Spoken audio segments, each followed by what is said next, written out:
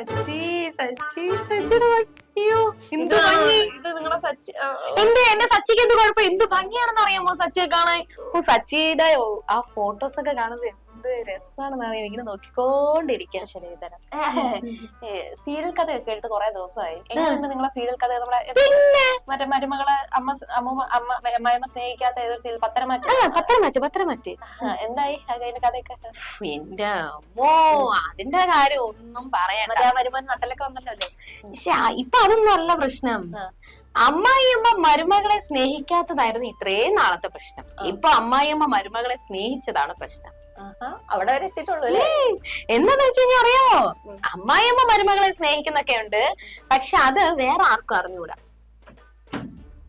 ഇവര് ഒരേ വീട്ടിലല്ലേ താമസിക്കുന്നത്, എന്നിട്ട് എന്താ ആർക്കും അറിയാത്ത? അല്ല, ഒരേ വീട്ടില് താമസിക്കുകയാണെങ്കിലും ആരോടും ഒന്നും പറയണ്ട എന്നുള്ള രീതിയിലായിരുന്നു അമ്മായിയമ്മയുടെ നീക്കം, അതായത് ദേവയാനിയുടെ നീക്കം. അതെന്തിനാണ്? അത് അവിടെ കുറെ ശത്രുക്കളുണ്ടല്ലോ. അപ്പൊ ആ ശത്രുക്കൾ അറിഞ്ഞു കഴിഞ്ഞാൽ വീണ്ടും എന്തെങ്കിലുമൊക്കെ പ്രശ്നങ്ങൾ ഉണ്ടാക്കുമല്ലോ.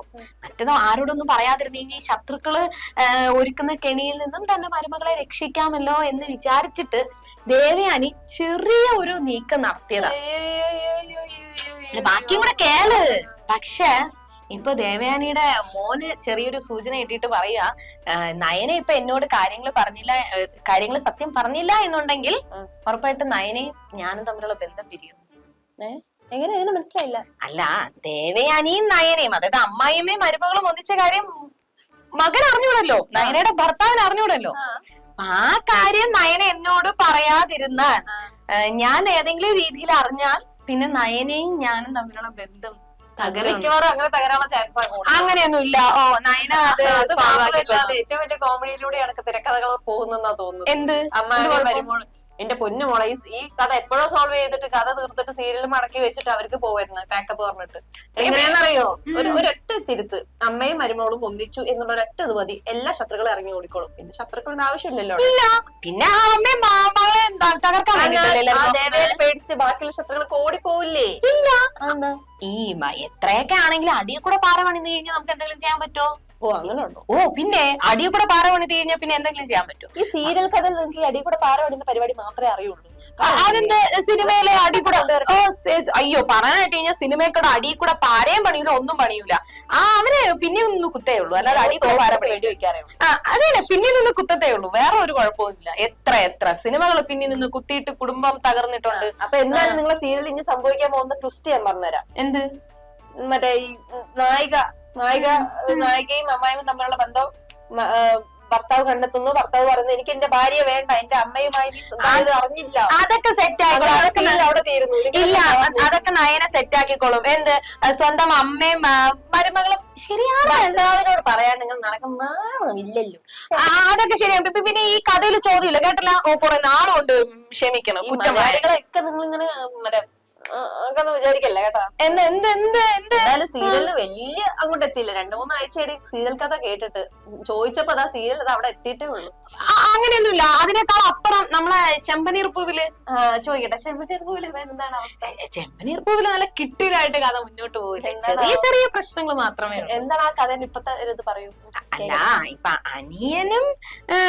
അനിയന്റെ തെറ്റുകള് ചേച്ചി അറിയാതിരിക്കാൻ വേണ്ടിയിട്ട് ആകെപ്പാട് സച്ചിക്കാണ് അവിടെ നട്ടലുള്ളതെന്നാ പറഞ്ഞത്. അതുപോലെ ഇല്ലാത്ത അവസ്ഥയിലേക്ക് പോകുന്ന ഒരു അവസ്ഥയിലും ഇല്ല. സച്ചിക്ക് ഇപ്പോഴും നട്ടലുണ്ട്. സച്ചി കുടുംബത്തെ സംരക്ഷിക്കാൻ വേണ്ടിട്ട് എന്തൊക്കെ കാട്ടിക്കൂട്ടുന്നു അറിയാമോ? സ്വന്തം അനിയന്റെ തെറ്റ് അറിഞ്ഞു കഴിഞ്ഞാൽ ചേച്ചി വിഷമിപ്പിക്കും, അല്ലെങ്കിൽ ചേച്ചി സങ്കടപ്പെടും എന്ന് അറിഞ്ഞിട്ട് വീണ്ടും രേവതി അവിടെ ഒരുപാട് ദുരിതങ്ങള്, ചന്ദ്രമതിയുടെ കുത്തുവാക്കുകൾ കേൾക്കണ്ടെന്ന് വിചാരിച്ചു. അങ്ങനെയൊന്നുമില്ല. അതുകൊണ്ട് മാത്രമാണ് സച്ചി ഒന്നും പറയാത്തത്, അല്ലാതെ ഈ സീരിയൽ വ്യതിചലിക്കുന്നത് പോലെ നട്ടലില്ലാത്തോണ്ടല്ല. എന്നാലും സച്ചി കുടുംബത്തെ നോക്കണില്ലേ? എന്നാലും സ്വന്തം അനിയനല്ല മറ്റേ സ്വർണ്ണവും എല്ലാം മോഷ്ടിച്ചത് പോയി പറയാണ്ട് അവൻ വലിയവനാണെന്നല്ല. ഇപ്പൊ സച്ചി ആ സത്യം തുറന്ന് പറയുമെന്ന് പറഞ്ഞപ്പോ അവൻ എന്താ പറഞ്ഞേ? പറയണെങ്കിൽ പറയട്ടെ, എനിക്ക് എന്ത് കുഴപ്പമൊന്നും. അപ്പൊ പിന്നെ അങ്ങനെയുള്ളവനൊക്കെ 2 എണ്ണം പൂട്ടി കൊടുക്കണ്ടേ? കൊടുക്കുക മാത്രമല്ല എല്ലാവരും പറയണം. പിന്നെ സച്ചി കൊടുത്തല്ല, എന്നിട്ട് അവന്റെ അടുത്ത് മറ്റേ സംസാരിക്കാൻ അങ്ങനെ സംസാരിക്കാൻ വേണ്ടി പോകണം. അങ്ങനെയൊന്നും സംസാരിച്ചൊന്നുമില്ല. അവന്റെ കൈ തല്ലി ഒടിച്ചിട്ട് ഇല്ല. സിനിമയിലെ അടി കൂടെ പാരമാണിത് കുത്തിക്കൊല്ലുക മാത്രമേ ഉള്ളൂ, അല്ലാതെ ഇങ്ങനെ സമാധാനം തീരുന്നില്ല. അല്ലാണ്ട് എന്തിനു കൊല്ലണം? സച്ചിയും ഭാര്യയും തമ്മിൽ എന്തൊരു വഴക്കുണ്ടാക്കണം അനിയന്റെ കാര്യം പറഞ്ഞിട്ട്. അനിയന്റെ കൈ തല്ലി അനിയന്റെ സ്വഭാവം സച്ചി അനിയന്റെ കൈ തല്ലി ഒടിച്ചെന്ന്.